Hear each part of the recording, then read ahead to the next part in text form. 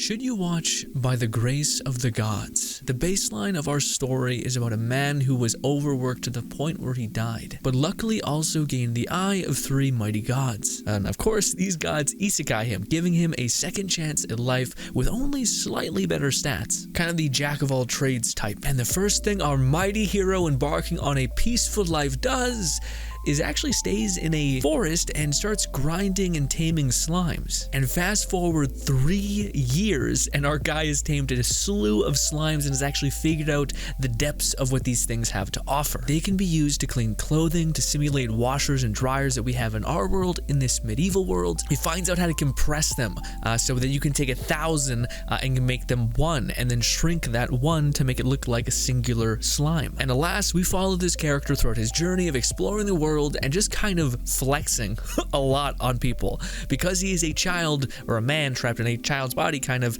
don't worry, this doesn't get too weird. I'm looking at you, reincarnated jobless. Anyway, because the world perceives him as a child, they see him as an absolute exception, a protege, brilliant, amazing for his age, etc. And he catches the eye of a noble family, of tamers no less, and they catch an interest in him because of his work with the slimes. Long story short, again, they bring him to town and he starts embarking on trying to solve and harmonize his life in this new world. So alas, who is this show meant for? Well, let me be upfront. This show is definitely designed for harmony, peace. It's not meant to be aggressive or tension building. It is meant to just see this character embark on this world and actually start to unravel the rules of it, progress in it, and achieve one thing at a time, like you're checking off things off of a to-do list. And it's actually incredibly satisfying. This whole anime can be summed up as an amazing filler, and what filler should honestly be. Case in point, one of the things that exists within the show, one of the laws of the world, is that slimes level up based on them eating and consuming what they consume.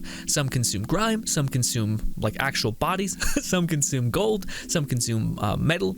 So the more they consume, the stronger they get, and they also multiply. And again, when they multiply, you can compress them and make them even stronger by compressing them.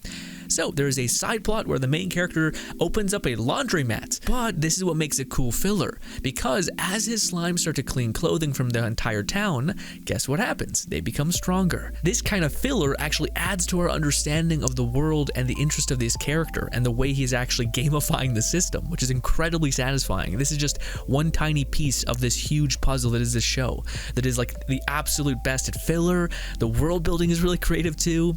The only thing that I could see being something that really pushes people away is that it may be perceived as a slow pace, because it doesn't have any sort of building to a crescendo kind of plot. It's very flat.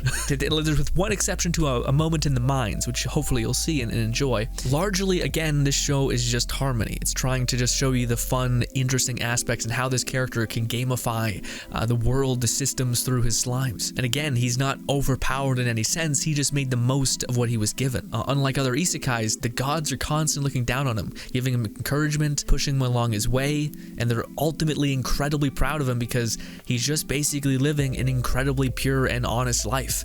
Nothing crazy, nothing grand, but just the harmony of existing, which is beautiful. Oh, but that one negative outside of it being a little slow.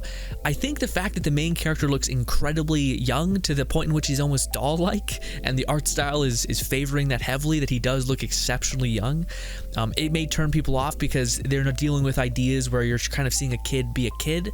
But again, this is a 34-year-old man or something in a kid's body, so he's actually kicking ass and taking names. He's very efficient. He's basically starting a business empire. He's taming slimes. He's working as an adventurer. He can kick ass and take some names as well. He can fight the head of the guild and kick some ass. Yeah, there's a lot here. But I do understand that can be a little weird, especially when you're seeing him interact in such a way, and it's kind of the reincarnated jobless weirdness, except it's not so perverted a little bit. Yeah. Although I hear that show's great, I'm just saying this one stays way more in the wholesome boat. But I promise you, if you can push past this, I think this is a show that is just the best to slot into the in-between for watching the grander, bigger shows. Like I said, treat this show like it is the ultimate form of filler, and honestly, filler brilliantly done. As far as who this show is for, like I said, if you like progression, if you like the cool answers to complicated questions, interesting concepts done like the tamer has never really been done in a lot of shows, and it's fun that they made the weakest mob a slime, absolutely the pinnacle of utility if you were only to unravel it. So people who like cool ideas and concepts, this is a show made for you.